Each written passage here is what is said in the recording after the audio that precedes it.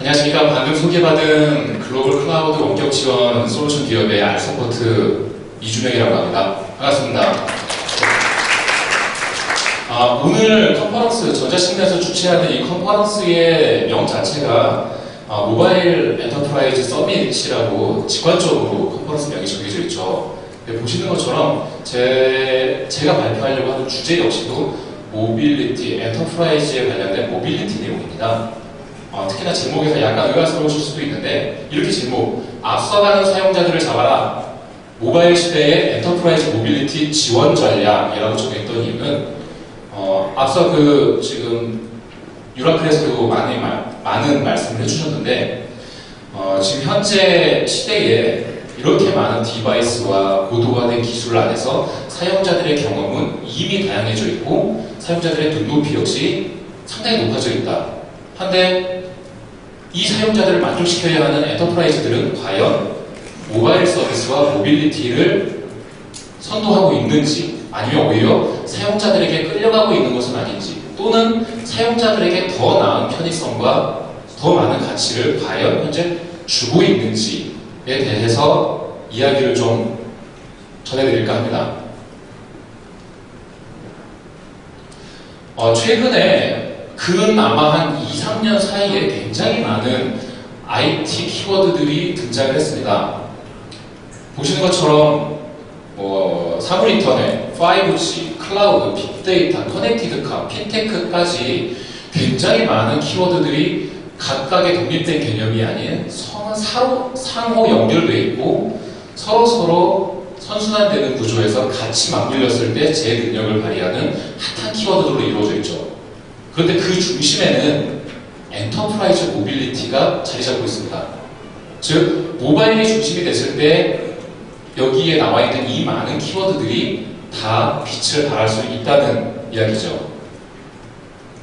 그래서 제 세션에 처음부터 끝까지 모바일에 관련된 그리고 사용자에 관련된 이야기들을 좀 전달을 해드리려고 하는데 그 이야기를 조금 더 이해하시기 편하게 앞서서 간단한 스마트 컴퓨팅에 대한 역사를 살짝만 훑고 지나가도록 하겠습니다. 이렇게 도표화된 거는 아마 많이 보지는 못하셨을 텐데 쉽게 정리하고자 했습니다. 60, 70년대 메인프레임을 시작으로 애니악부터 시작한 메인프레임을 시작으로 마이크로 컴퓨터 PC가 등장을 한 시대가 있었죠. 하지만 여기까지는 오프라인으로 이루어지던 컴퓨팅이었습니다. 하지만 90년대에 국내에서는 PC 통신과 인터넷, 웹이 등장을 하면서 본격적인 온라인 시대가 열리고 그 이후 지금 가장 각광받고 있는 모바일 시대까지 확장이 됐죠. 이제 향후 10년 안에 이루어질 IoT를 목전에 두고 있는 상황입니다. 밑에 보시는 것처럼 오프라인, 즉 PC, 온라인이 등장하기 전까지만 해도 오프라인에서 디스켓을 통해서라든지 테이프를 통해서라든지 그런 커뮤니케이션이 이루어지는 데 반해서 온라인이 등장한 이후에는 나와 있는 것처럼 non face to face, 즉 대면하지 않고도 커뮤니케이션이 이루어지는 아주 극적인 변환이 온라인을 통해서 일어나게 됩니다. 즉 대면 서비스를 통해서 필요하던 사람들이 비대면 서비스를 통해서 조금 더 편리하고 고도화된 컴퓨팅으로 경험을 쌓아가고 있다는 거죠. 여기서 비대면과 대면을 말씀드리는 이유는 이후에 이런 비대면 서비스들이 어떻게 사용자들에게 더욱더 높은 편의성을 제공하는지 조금 더 설명해 드리도록 하겠습니다. 모바일 혁명이라고 하죠. 처음에 이제 인터넷 혁명이 90년대에 발생을 했고 이제 2000년대에 들어서는 그 인터넷 혁명을 뛰어넘는 모바일 혁명이 도래했다고 합니다.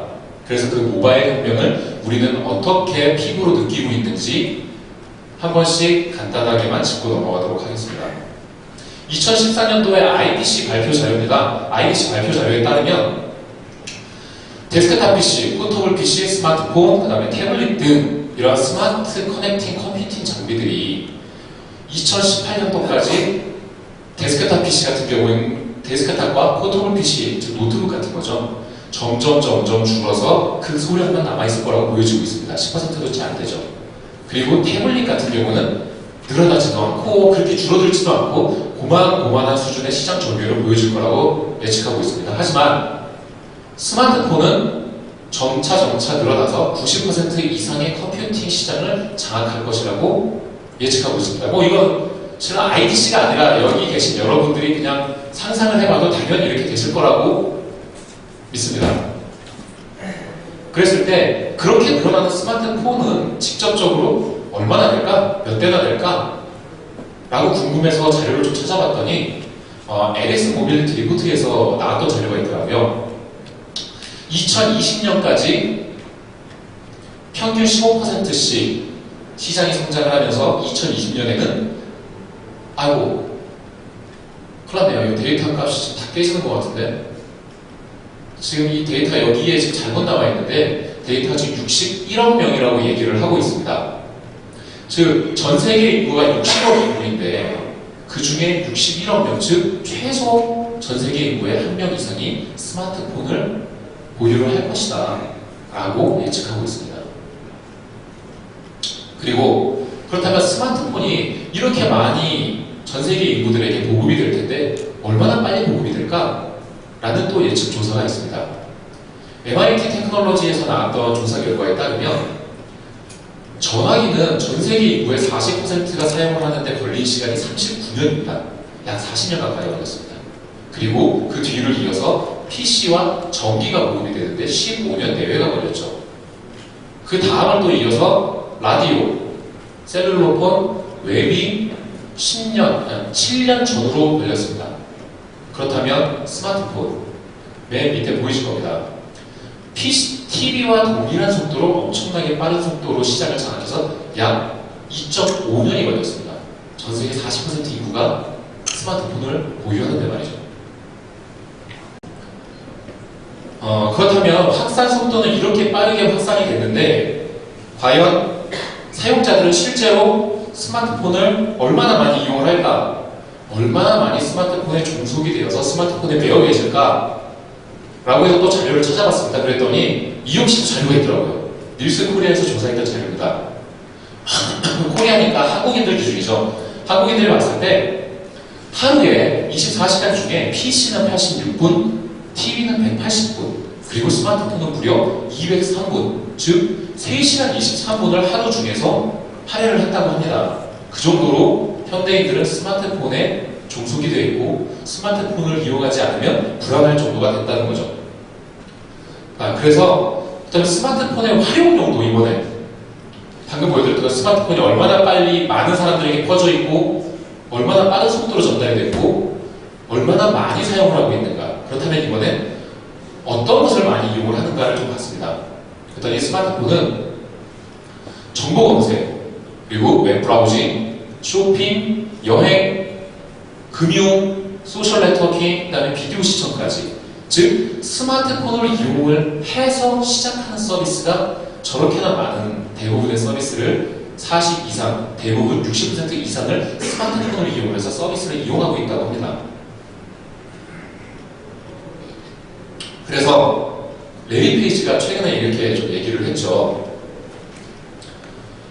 이제 예전에는 모바일이 첫 번째였다.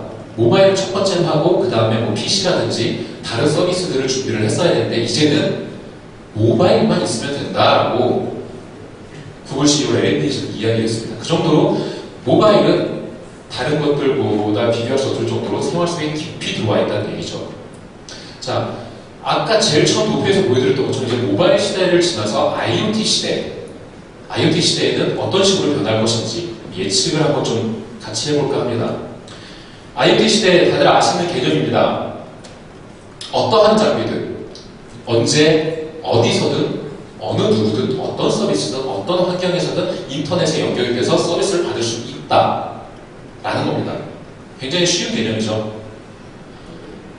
그랬을 때 이 IoT 시장이 과연 국내는 얼마나 커질 것이냐라는 것에 산업연구원에서 조사한 발표에 따르면 2022년까지 무려 연평균 30%가 성장을 해서 23조에 달할 것이라고 이야기하고 있습니다. 국내 총 한 해 예산이 360조잖아요. 한 해 대한민국의 예산이 360조인데 그 중에서 그것의 한 10%, 9% 되겠네요. 8, 9% 정도가 8, 9% 정도 되는 규모가 IoT에서 시장이 형성된다고 하는 겁니다. 자, 그렇다면 그 중에서도 IoT 중에서도 과연 어떠한 분야가 가장 클 것이냐라는 질문에 마키나 리서치에서는 가전이 50%를 차지할 거다라고 예측을 했습니다. 가전, 백색 가전들이 주로 주위 환경에 항상 가장 가까운 환경에 노출되어 있고 무엇보다 중요한 건 전기에 항상 연결이 되어 있죠. 그렇기 때문에 가전이 가장 중요할 거다라고 얘기를 하는데 여기서 제가 가전이라는 이야기를 강조드리는 이유는 가전 시장이 IoT에 아직 본격적으로 뛰어들기 이전에 가전 시장을 IoT를 끌어들이려고 하는 그 모습을 보여주는 회사가 있습니다. 물론 저희 회사 아닙니다. 저희 회사가 아니고 다른 회사의 예를 이따 케이스에서 한번 살짝 보여드릴게요.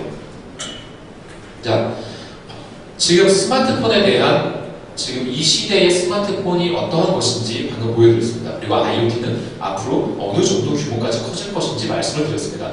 그렇다면 이제는 지금 여기 계신 분들의 소속된 기업, 운영하고 계신 기업에서는 이런 모바일 서비스, 즉 엔터프라이즈 모빌리티 전략을 어떻게 세우고 계시는지, 어떻게 세우시려고 하시는지 한번 좀 보도록 하겠습니다.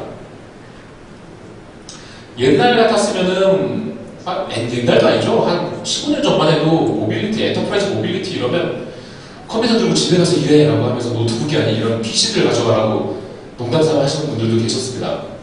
근데 지금은 손바닥만한 스마트폰 하나면 이것들이 다 해결이 되죠. 제가 이거 다 애니메이션을 넣어가지고 이해하기 쉽게 만들었는데 애니메이션이 빠지니까 참 싱겁네요. 기업에서 얘기하는 엔터프라이즈 모빌리티라 함은 이 뒷배경에 보이시는 것처럼 저렇게 다양한 디바이스와 그다음에 OS들을 기반으로 하고 내부 고객, 즉 직원과 외부 고객 그리고 파트너들에게 제공되는 서비스입니다. 모바일을 이용한 서비스죠. 그렇다면 그 엔터프라이즈 모빌리티가 앞으로 어떻게 가고 있느냐 라고 CIO 비즈에서 이야기한 바에 따르면 기업 내부적으로는 모바일 워크를 지나서 현재는 모바일 오피스로 발전을 하고 있고 고객 대상 모바일 서비스는 금융, 유통, 교육, 공공 등등 모든 전 산업 분야에서 모바일 비즈니스가 급성장하고 있다고 이야기하고 있습니다. 그렇게 모바일 세상에서 스마트 비즈니스가 빠르게 시장을 넓혀가고 있는 거죠. IoT가 어느 정도 규모로 성장할지 말씀드렸던 것처럼 이번에는 엔터프라이즈 모빌리티 시장이 어느 정도로 성장을 할까요? IDC의 2013년도 자료입니다. 2017년까지 연평균 약 5% 정도 7조 6천억이 될 것이라고 예측하고 있습니다. 아까 그 전체 IoT 시장이 23조였는데 그 중에 대략 30% 정도가 엔터프라이즈 모빌리티라고 이야기하고 있는 거죠.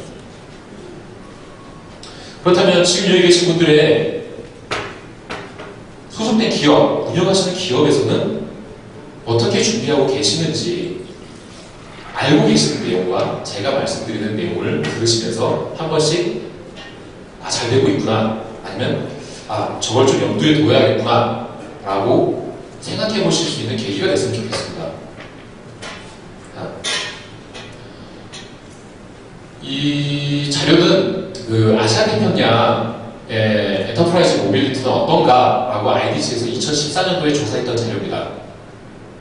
질문 내용 자체가 당신의 기업에서는 모빌리티에 대한 개발이라든지 활용 계획이 어떠냐?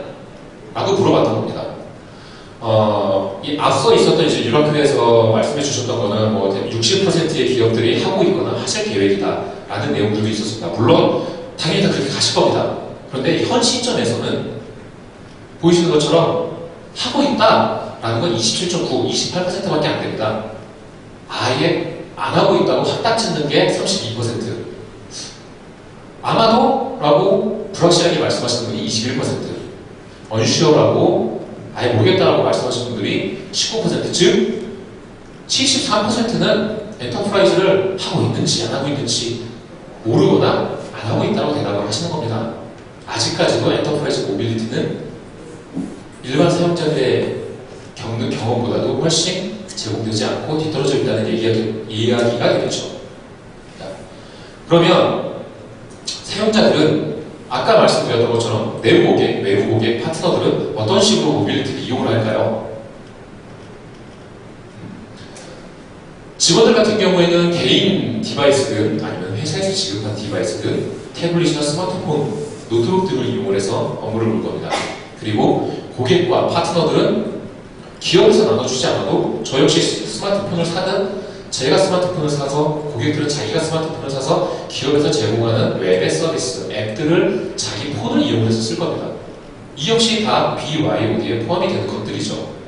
파트너는 마찬가지죠. 즉, 꼭 기업에서 제공해야만 BYOD가 아니라 일반 B2C든 B2B든 기업이 제공하지 않는 것들조차도 다 BYOD라고 보셔야 한다는 이야기입니다. 그렇다면 그렇게 B2B든 B2C든 사용자들이 사용하는 단말기들이 기업에서 균일하게 다 제공해주지 않는다면, 각자 알아서 구매를 한다면 얼마나 되는 단말기 제조사들 걸 많이 쓸까요? 해서 가장 최근에 그 트렌드포스라는 리서치 회사에서 발표한 2015년도 1분기 스마트폰에 대한 시장 점유율입니다. 삼성이 28%고요, 애플이 20%, 그 뒤를 이어서 화웨이, LG, 레노버 등이 있습니다.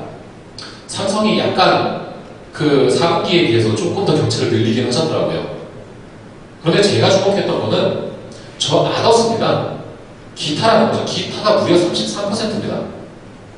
삼성이 애플만 하는 게 아니라 저희가 들어보지도 못하고 굉장히 낯선 제조사들의 디바이스들을 사용하는 인구가 33%나 된다는 거죠. 제조사를 만나면 이번에는 그래서 제가 OS를 봤습니다. 이걸 따로따로 보여드려야 이게 조금 더 임팩트가 있는데, 개인별, 즉 B2C에서 사용자들이 사용하는 OS는 과연 어디가 많을까? 예상하시듯이 당연히 안드로이드가 76%입니다. 그리고 iOS가 20%가량이 됩니다.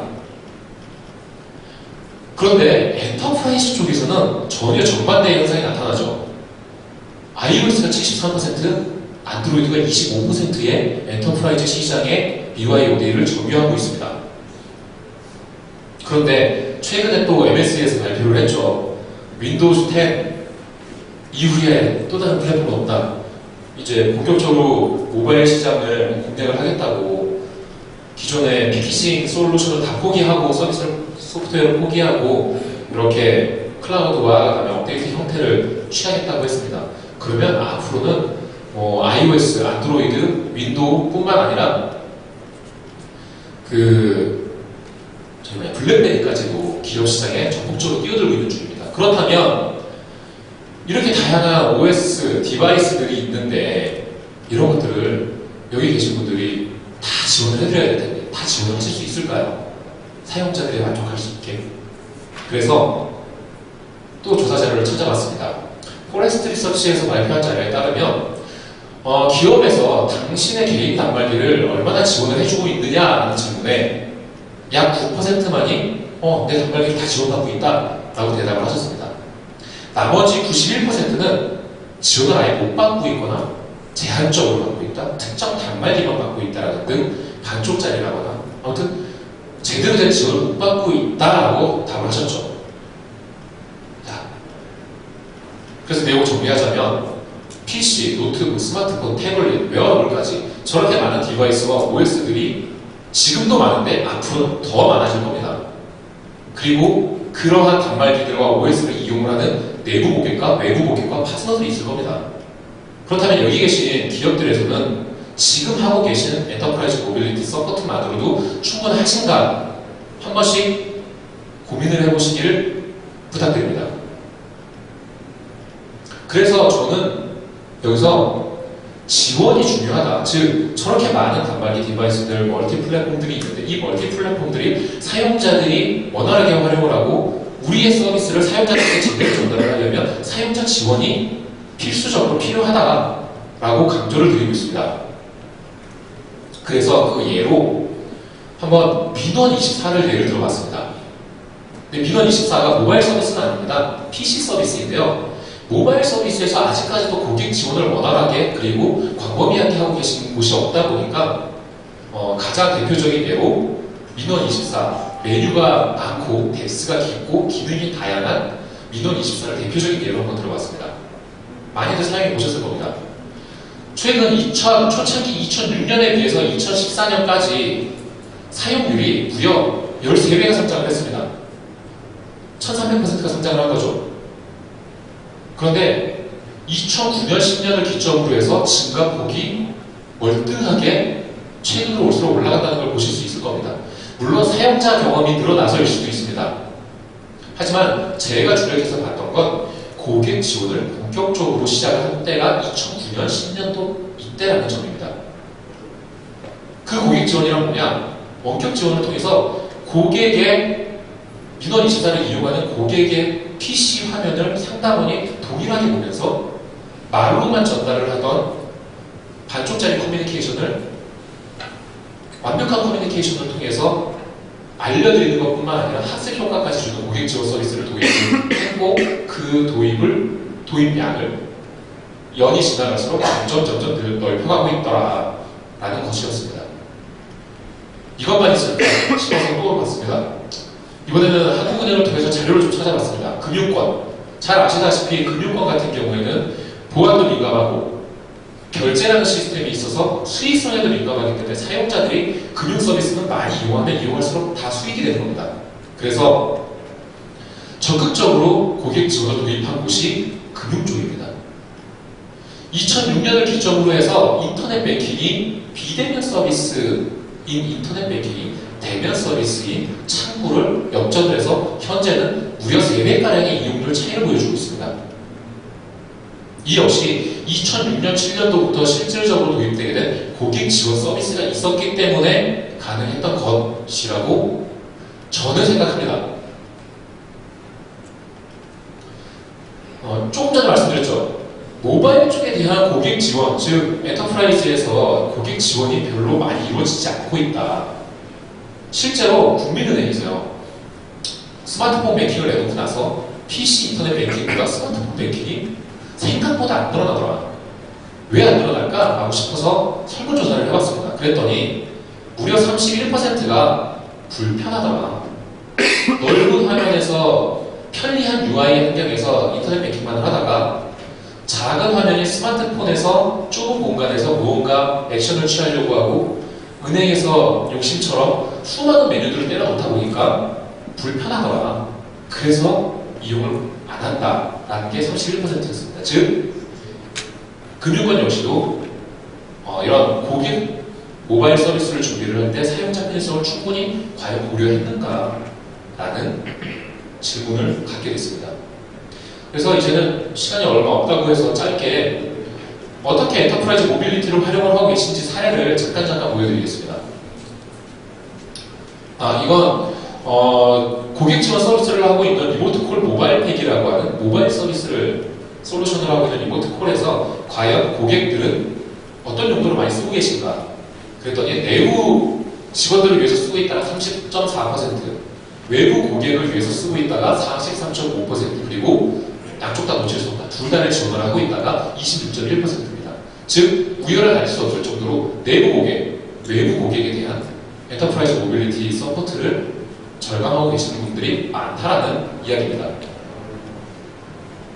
그래서 대표적으로 LG U 플러스를 한번 들어보겠습니다. 여기 계신 아마 소속되어 있으신 분도 있으실지 모르겠는데 LG U 플러스는 대표적으로 FMX를 운영을 하고 계시죠.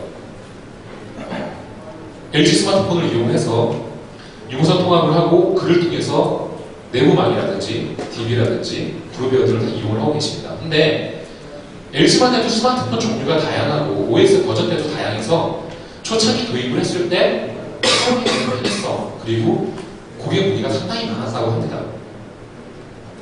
그래서 LG 플러스에서는 내부 직원들을 위해서 사스 방식의 고객 지원 솔루션, 원격 지원 솔루션을 도입을 하셔서 적극적으로 내부 직원들이 활용을 하실 수 있게 지원을 했다고 합니다. 그래서 여기에 숫자를 직접 넣지는 못했지만 그래서 현재는 90%를 살짝 넘는 정도의 활용도를 보이고 있다고 합니다. 그리고 모바일, 금융에 대한 모바일 부분은 앞서 국민은행 예를 드렸지만, 이렇게 삼성증권입니다. 증권 역시도 거래 하나하나가 다 수익이고 매출이죠. 스마트폰에서 하는 MTS, PC에서 하는 HTS입니다. MTS 보시기만 하셔도 메뉴 구성이 너무 많아서 뭘 눌러야 될지 모릅니다.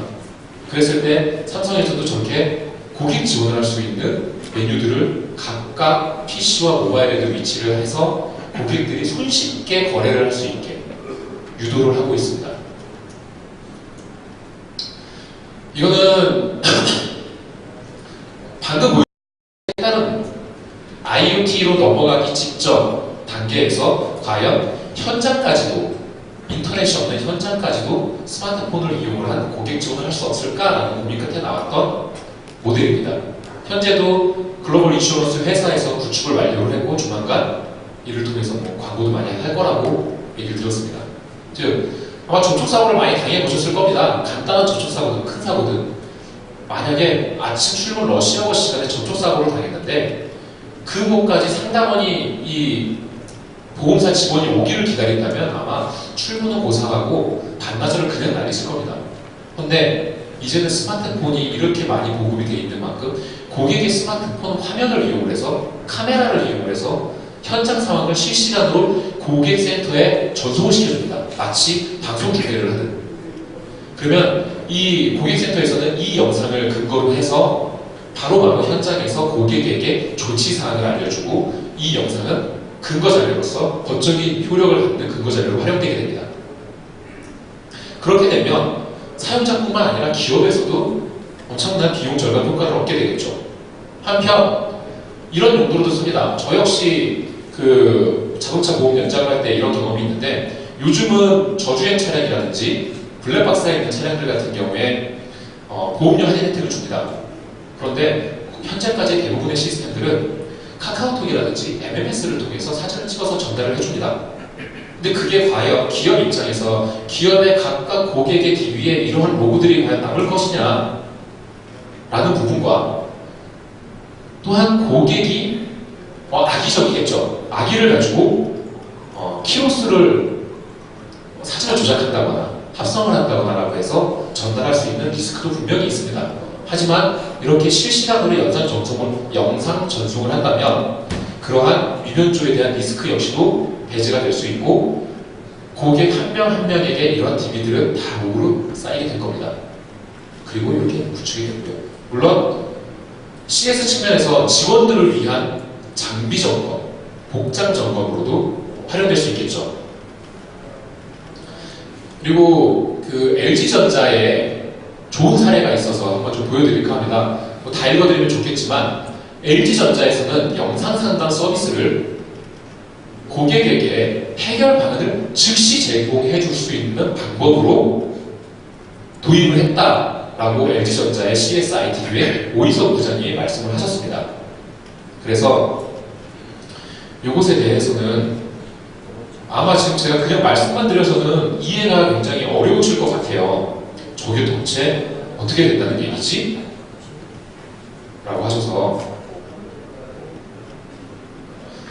왼쪽에 보이시는 게 LG 텔레프린스라고 하는 LG에서 서비스하고 있는 현장 지원용 앱이고요. 오른쪽은 저렇게 인터넷에 연결되어 있지 않은 백색 가전들을 고객의 스마트폰을 이용해 현장 상황과 오류, 장애를 즉시 센터로 전송을 해서 센터에 있는 엔지니어 또는 상담원들이 빠른 조치사항을 알려드릴 수 있는 용도입니다. 그래서 이거를 제가 50초짜리 영상이 있는데 잠깐 보여드리겠습니다.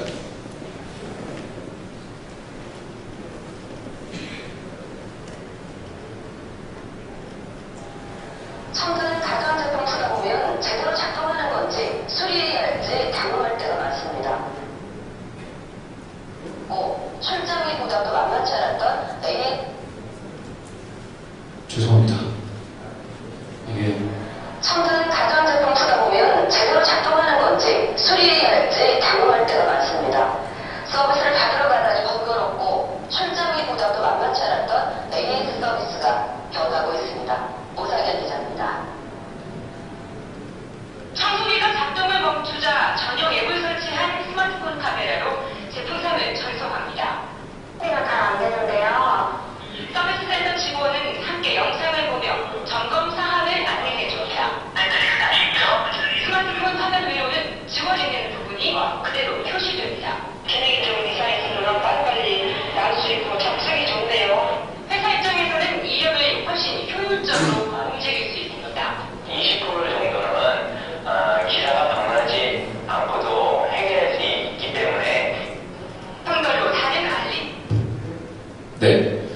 방금 마지막으로 저 차장님이 말씀하셨던 것처럼 약 20% 정도는 직접 방문하지 않아도 AS 서비스를 받을 수 있다라고 말씀을 하셨습니다. 전체를 어떻게 봐야 되나? 네. 그렇다면 이게 과연 어느 정도의 실제적인 효과가 있을까라고 궁금하실 것 같습니다. 이거는 넘어가고 봤을 때 모바일 오피스 이용률이 저러한 고객 지원 솔루션을 도입을 한 다음에 최근 2년간의 전후를 비교를 해봤더니 최근 2년에 약 35%의 이용률 증가가 있었고요.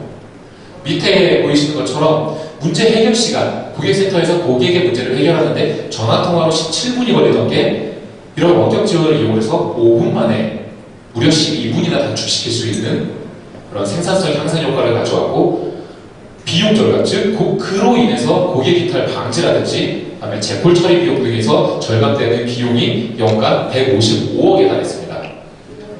그리고 첫 콜, 즉 첫 전화 응대 문제 해결률 역시 65에서 70%로 높아졌고요. 그리고 최근에 많이 올 1월에 탄소 거래제가 이미 시행이 됐는데 관심 있으신 분들은 아시겠지만 탄소 역시 앞으로 큰 화두가 될 겁니다. 그러한 탄소 역시 절감 효과가 연간 455톤에 이릅니다. 고객 만족도는 더할 나위 없이 99%에 달한다고 합니다. 이게 국내 굴지의 L전자의 사례입니다.